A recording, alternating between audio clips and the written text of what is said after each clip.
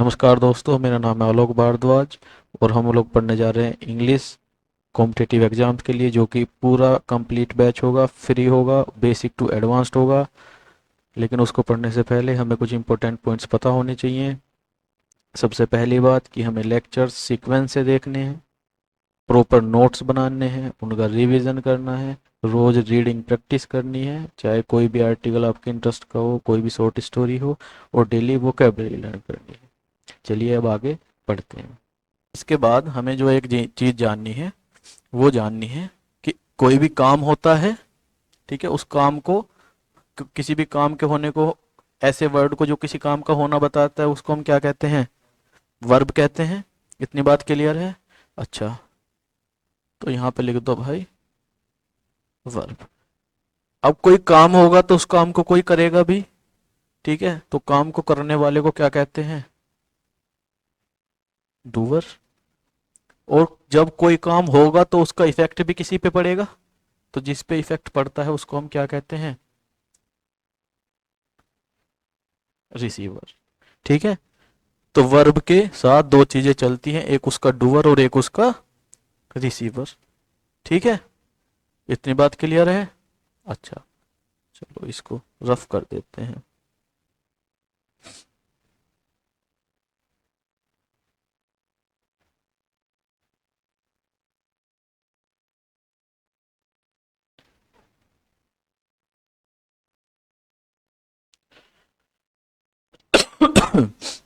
देखो भाई एग्जांपल, दो सेंटेंसेस लिख रहा हूं मैं यहाँ।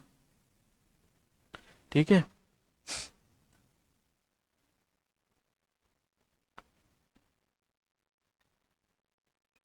India has launched an important mission. इतनी बात में कोई दिक्कत नहीं? A snake has been killed by Mohan. एक स्नेक को किसके द्वारा मार दिया गया भाई? मोहन के द्वारा मार दिया गया। किसी भी सेंटेंस को देखते ही सबसे पहले हम क्या ढूंढते हैं? वर्ब। और ऐसा हम क्यों करते हैं? क्योंकि हर किसी भी सेंटेंस में एक मेन वर्ब का होना क्या है? जरूरी है। ऐसी और कोई भी पार्ट ऑफ स्पीच नहीं है जिसका सेंटेंस में होना जरूरी हो सिवाय वर्ब के, इसलिए हम कोई और पार्ट ऑफ स्पीच ना ढूंढ के क्या ढूंढते हैं भाई? वर्ब ढूंढते हैं। तो हैज लॉन्च्ड क्या हो गई? एक वर्ब हो गई। वर्ब के पहले क्या होता है हमारा? सब्जेक्ट होता है। तो इंडिया क्या हो गया हमारा? सब्जेक्ट हो गया। सब्जेक्ट और ऑब्जेक्ट हमेशा क्या बनते हैं? नाउन या प्रोनाउन। हमारे केस में क्या है? क्या इंडिया किसी चीज का नाम है? हाँ है, तो नाम है तो क्या हो गया? ये नाउन हो गया। इतनी बात में कोई दिक्कत? अच्छा, लॉन्च्ड वोट, क्या लॉन्च किया भाई? An important mission. इसमें मिशन हमारा क्या हुआ? नाउन हुआ। इम्पोर्टेंट क्या कर रहा है? ये मिशन की विशेषता बता रहा है, और मिशन है हमारा नाउन, और नाउन की विशेषता बताने वाला एडजेक्टिव। ठीक है, ए एन और द क्या होते हैं? आर्टिकल होते हैं। हमारा काम हो रहा है लॉन्च करने का, तो इस काम को कर कौन रहा है? कर कौन रहा है इस लॉन्च करने का काम? इंडिया। यानी कि इस काम का, इस वर्ब का जो डूअर है वो कौन है? और इंडिया हमारा क्या है? सब्जेक्ट है। तो हमारे केस में क्या है कि सब्जेक्ट क्या है? डूअर है। हमारे केस में सब्जेक्ट क्या है? डूअर है। और इम्पोर्टेंट मिशन क्या है? ये इसका वर्ब का लॉन्च करने का इफेक्ट किस पे पड़ा? मिशन पे पड़ा। ठीक है, तो ये मिशन क्या हुआ हमारा? रिसीवर है।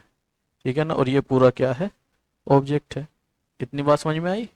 अच्छा, दूसरे वाले सेंटेंस में देखो, a snake has been killed by Mohan. ये फिर से एक सेंटेंस है, और सेंटेंस में सबसे पहले हम क्या करते हैं? वर्ब ढूंढते हैं। क्या ए एक वर्ब है? क्या स्नेक एक वर्ब है? क्या हैज बीन किल्ड एक वर्ब है? हाँ, तो हैज बीन किल्ड क्या हो गया? एक वर्ब हो गई। ठीक है जी। वर्ब के बाद हम कहाँ जाते हैं? वर्ब के पहले क्या होता है वर्ब का? आई स्नेक क्या हुआ हमारा? सब्जेक्ट हुआ। सब्जेक्ट हमेशा क्या होते हैं? नाउन या प्रोनाउन। स्नेक क्या है? एक एक क्या है? नाउन है। ए एन और द क्या होते हैं हमारे? आर्टिकल होते हैं। अच्छा, बाय क्या है हमारी? प्रीपोजिशन। और प्रीपोजिशन अपने ठीक बाद क्या लेती है? ऑब्जेक्ट। प्रीपोजिशन के बाद आने वाला नाउन या प्रोनाउन ही क्या होता है? प्रीपोजिशन का ऑब्जेक्ट होता है। ऑब्जेक्ट हमारे केस में क्या है मोहन? एक नाउन है। इतनी बात क्लियर है? तो यहाँ पे काम हो रहा है किल करने का। किसका? मारने का काम हो रहा है। ठीक है। अच्छा, मारने का काम। जो सब्जेक्ट है हमारा स्नेक, क्या स्नेक मार रहा है या स्नेक को मारा जा रहा है? स्नेक को मारा जा रहा है। तो जो हमारा सब्जेक्ट है वो डूवर है वर्ब का या रिसीवर है? रिसीवर है। इतनी बात में कोई दिक्कत? कोई दिक्कत नहीं। अच्छा।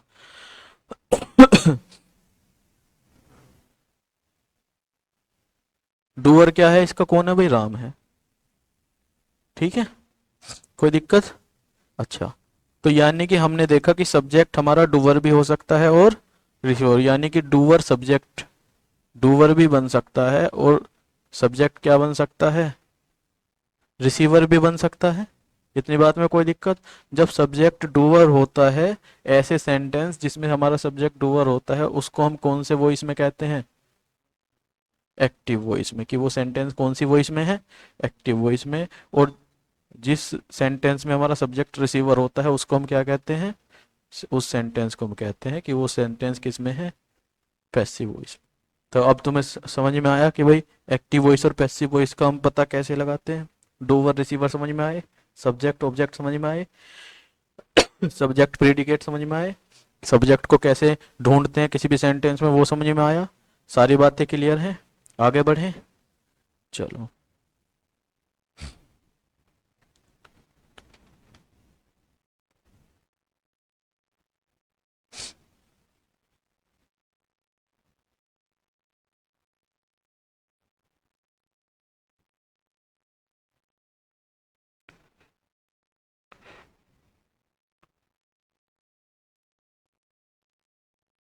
देखो भाई,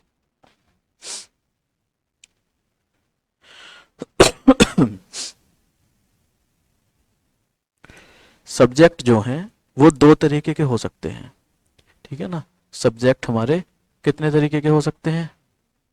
दो तरीके के। एक होता है हमारा डायरेक्ट सब्जेक्ट और दूसरा होता है हमारा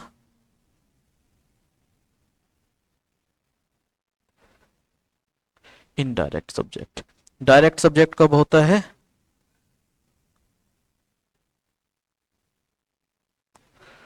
व्हेन ओनली वन नाउन और pronoun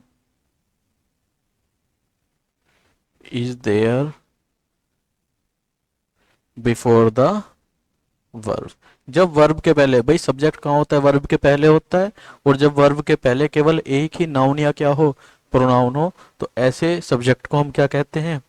direct subject. Indirect subject किसे कहते हैं? When more than one noun pronoun, when more than one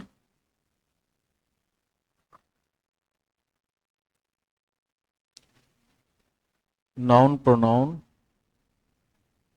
is there.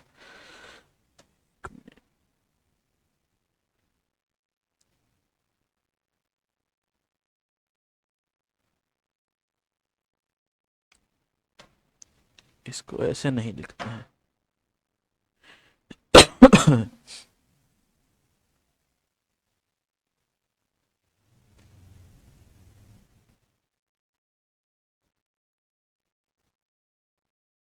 When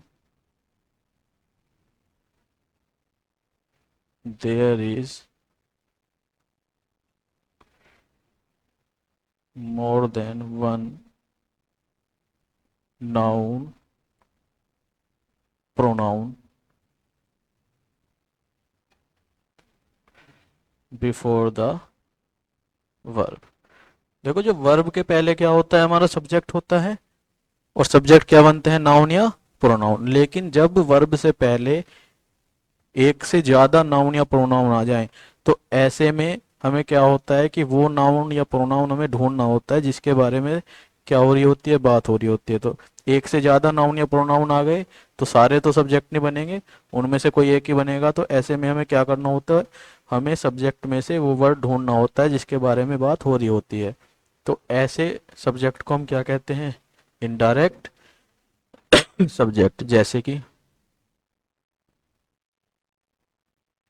अगर मैं एग्जाम्पल की बात करूं, ठीक है, तो राम किल्ड श्याम। राम ने किसको मारा भाई, श्याम को मारा।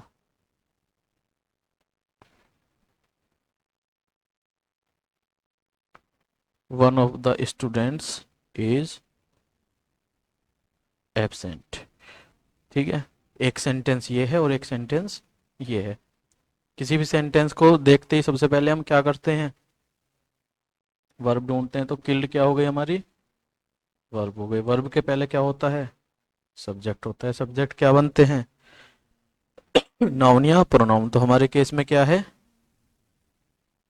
नाउन है। ठीक है, वर्ब के बाद हम कहाँ जाते हैं, ऑब्जेक्ट पे। तो किल्ड होम किसे मारा भाई, श्याम को मारा। तो श्याम क्या हुआ, हमारा ऑब्जेक्ट हुआ। एक ही ऑब्जेक्ट है तो कैसा ऑब्जेक्ट हुआ, डायरेक्ट ऑब्जेक्ट हुआ। अच्छा, ऑब्जेक्ट क्या बनते हैं, नाउन या प्रोनाउन। हमारे केस में क्या है, नाउन है। इतनी बात क्लियर हुई। ठीक है, इस वाले सेंटेंस में भी हम सेम वही काम करेंगे। सबसे पहले क्या ढूंढेंगे भाई, वर्ब ढूंढेंगे। तो इज क्या हुई हमारी, वर्ब हुई। क्या वन एक वर्ब है, क्या ऑफ एक वर्ब है, क्या द एक ऐसा वर्ड है जो काम का होना बता रहा है, क्या स्टूडेंट्स एक ऐसा वर्ब है जो काम का होना बता रहा है, तो क्या इज एक ऐसा वर्ब है जो किसी काम का होना या स्टेट या एक्शन बता रहा है। हाँ, तो वर्ब के पहले क्या हुआ, सारा हमारा सब्जेक्ट हुआ। ठीक है, अच्छा, इस सब्जेक्ट में देखो, ऑफ क्या है हमारी, प्रीपोजिशन है। वन क्या है, एक प्रोनाउन है। ठीक है, द क्या है हमारा, आर्टिकल है। और स्टूडेंट्स क्या है हमारा, नाउन है। ठीक है, अच्छा, अब अगर हम इसमें देखेंगे तो सब्जेक्ट या ऑब्जेक्ट बनते क्या है, केवल नाउन या प्रोनाउन बनते हैं। प्रीपोजिशन क्या सब्जेक्ट बन सकता है, तो ऑफ हमारा सब्जेक्ट नहीं हो सकता। क्या आर्टिकल सब्जेक्ट बन सकता है, तो द हमारा सब्जेक्ट नहीं हो सकता। क्या नाउन एक सब्जेक्ट बन सकता है, बन सकता है। क्या प्रोनाउन एक सब्जेक्ट बन सकता है, बन सकता है। तो यहाँ पे हमारे पास दो ऐसी चीजें आ गई जो सब्जेक्ट क्या हो सकती हैं, बन सकती हैं। सब्जेक्ट वन भी हो सकता है और सब्जेक्ट स्टूडेंट्स भी हो सकता है। इतनी बात क्लियर है। अच्छा, तो अब हम पता कैसे करेंगे कि भाई हमारा जो एक्चुअल सब्जेक्ट है वो है क्या। तो जब ऐसा केस आएगा तो हमें वो वर्ड ढूंढना होता है जिसके बारे में बात चल रही होती है। तो उसमें हम क्या करते हैं, इस पूरे फ्रेज को दोबारा से पढ़ना शुरू करते हैं। तो जिस चीज का हमें सब्जेक्ट ऑब्जेक्ट का नहीं पता चल पा रहा उसको हम क्या कर देते हैं, छोड़ देते हैं। तो वन के बारे में हमें कुछ जानकारी मिल रही है, नहीं, तो इसको क्या करो भाई, छोड़ दो। ऑफ क्या हुई हमारी, प्रीपोजिशन हुई। प्रीपोजिशन ठीक अपने बाद क्या लेती है, अपना ऑब्जेक्ट लेती है। तो इसके बाद आने वाला नाउन या प्रोनाउन क्या होगा, इसका ऑब्जेक्ट होगा प्रीपोजिशन का। तो प्रीपोजिशन के बाद आने वाला नाउन और प्रोनाउन क्या है, स्टूडेंट्स। ठीक है, ये क्या हुआ भाई, नाउन हुआ। ठीक है, ये किसका ऑब्जेक्ट हुआ, प्रीपोजिशन का ऑब्जेक्ट हुआ। तो ये वाला जो हमारा नाउन है ये क्या है, हमारा ऑब्जेक्ट है ना। तो ये तो सब्जेक्ट नहीं है, ये तो भाई क्या हुआ, ऑब्जेक्ट हुआ। द क्या हुआ हमारा, आर्टिकल। ठीक है, तो जो बचा वही क्या है हमारा, सब्जेक्ट है। तो ये पूरा सब्जेक्ट हमारा इनडायरेक्ट है, और जो वो वर्ड जिसके हिसाब से सारी चीजें चलेंगी, जो एक्चुअल में हमारा सब्जेक्ट है वो क्या है, वन है। इतनी बात समझ में आई। ठीक है। तो इस सेंटेंस में सब्जेक्ट के हिसाब से जो भी मॉडिफिकेशन होंगे वो वन के हिसाब से होंगे, ठीक है, ना कि ऑफ या द स्टूडेंट्स के हिसाब से। समझ में आई बात? अच्छा, एक और सेंटेंस ले लेते हैं।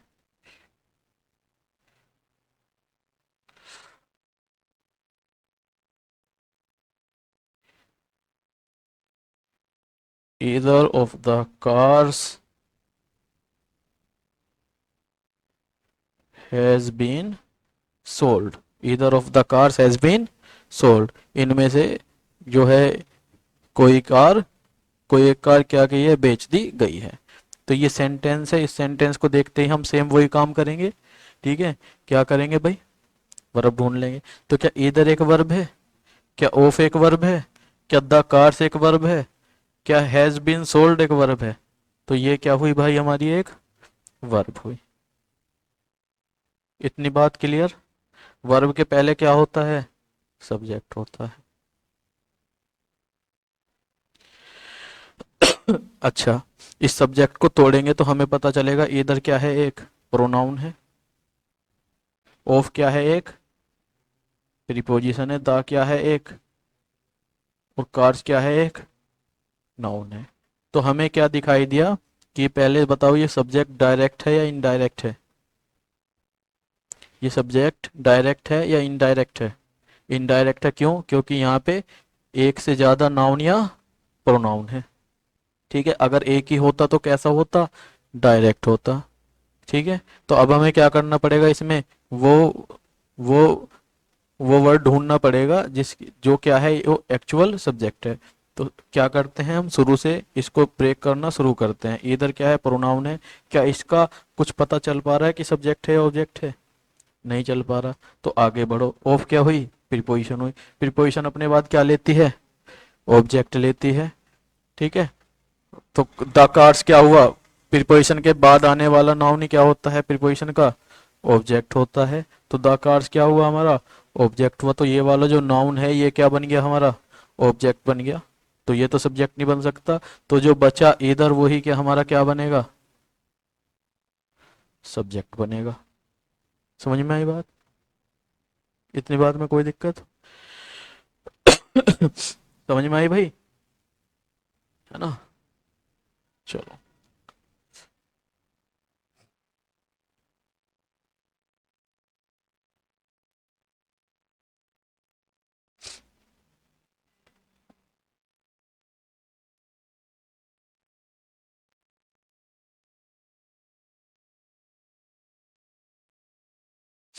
देखो एक बात ये समझो, छोटी सी बात एक और जान लेते हैं साथ में, कि किसी भी सेंटेंस में एक क्या होना जरूरी है, वर्ब होना जरूरी है, ठीक है जी। अच्छा, तो किसी भी सेंटेंस में एक वर्ब होती है, लेकिन हमने देखा है कि किसी भी सेंटेंस में एक से ज्यादा वर्ब भी हो जाती है, दो भी हो जाती है, तीन भी हो जाती है, चार भी हो जाती है, ठीक है ना। लेकिन किसी भी सेंटेंस में एक क्या होती है, मेन वर्ब होना जरूरी है। तो वर्ब होनी, पहली बात तो कंपलसरी है, ठीक है ना। तो मिनिमम कितनी वर्ब हो सकती है, मिनिमम कितनी वर्ब हो सकती है, मिनिमम एक वर्ब हो सकती है। और जब एक वर्ब हुई तो वो हमेशा क्या होगी, मेन वर्ब होगी, ठीक है। अच्छा, मैक्सिमम कितनी हो सकती हैं, किसी भी सेंटेंस में मैक्सिमम कितनी वर्ब्स आ सकती हैं, जो वर्ब का कितने वर्ड्स ऐसे हो सकते हैं जो वर्ब का काम करेंगे, वो हो सकते हैं मैक्सिमम 4, ठीक है। अच्छा, जब चार हुई और एक वर्ब आनी जरूरी है, कौन सी वर्ब, मेन वर्ब। तो इसमें मेन वर्ब कौन सी होगी, जो लास्ट वाली वर्ब होगी वो क्या होगी, मेन वर्ब होगी। तो इसमें जो लास्ट वाला होगा वो क्या होगी, मेन वर्ब। और इसके पहले जितनी भी होंगी वे सब क्या होंगी, बिफोर द मेन वर्ब सारी क्या होंगी, वे हेल्पिंग वर्ब्स। इतनी बात समझ में आई? जैसे इसी सेंटेंस में either of the cars has been sold, यहाँ पे हैज भी वर्ब है, बीन भी वर्ब है और सोल्ड भी वर्ब है। तो कितनी वर्ब है इसमें? 3 वर्ब है। तो या तो हो सकती है एक, या हो सकती है मैक्सिमम 4, 2 भी, 3 भी और 4 भी हो सकती हैं। लेकिन 2 हो, 3 हो या 4 हो, जो लास्ट वाली वर्ब होगी वो क्या होगी? Main verb. तो इसमें मेन वर्ब कौन सी है? सोल्ड क्या होगी? Main verb. बाकी सारी क्या होंगी? ये भी हेल्पिंग वर्ब और ये भी हेल्पिंग वर्ब। मैक्सिमम जो 4 हो सकती हैं, तो 4 वर्ब कौन से टेंस में, कौन से सेंटेंस में हो सकती हैं? 4 वर्ब जो हो सकती हैं वो होती हैं फ्यूचर परफेक्ट कंटिन्यूअस टेंस में।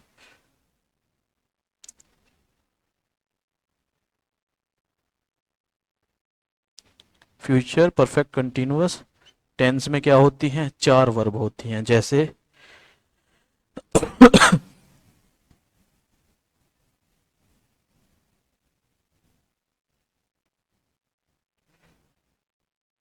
आई विल हैव बीन